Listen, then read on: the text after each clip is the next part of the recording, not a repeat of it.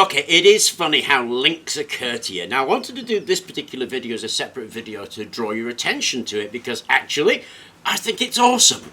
I really do. Now, I first came across this idea using this stuff, which is tooth belt from 3D printers and normal printers.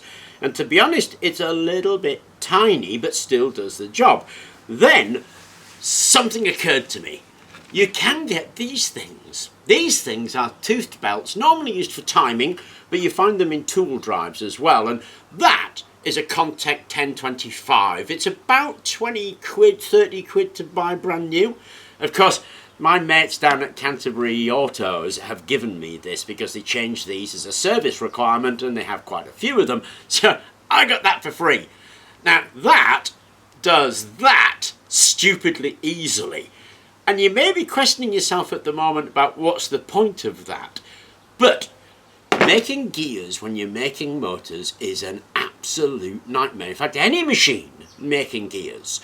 Now, we've done a few machines recently where the performance has been, well, not brilliant, okay, because I've got the gearing wrong. And I've got the gearing wrong because I hate making gears, so I use other gears and they're never right. So the gearing's been wrong on those machines and that's been a problem. And I'm also making a little generator here where I needed to link the thing up and I wanted some gears. Then this came to my rescue. If you cut this up and glue it on something, like that for instance, that's a caster wheel that I used, it makes a cog, it makes a gear.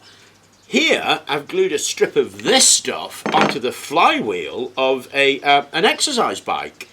That fits in there. Let me give you a close-up of how well that meshes.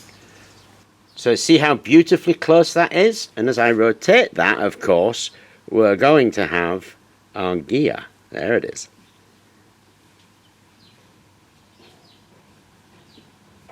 Isn't that just awesome? Okay, so I know what an odd thing it is to make a video out of something like that, but to be honest, this I think unlocks so much you could do.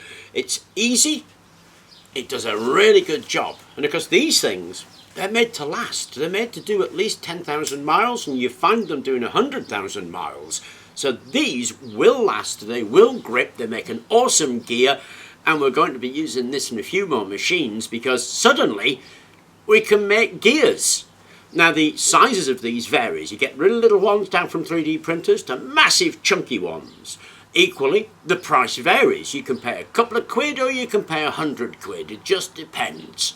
But I found this on Amazon for 30 quid and I found a slightly thinner version for £3. Nice and chunky. Make some great gears. So I really wanted to draw your attention to that. If you're thinking about or you're making machines or you're having the same problems I have, that is a solution to gear making that I think is just awesome.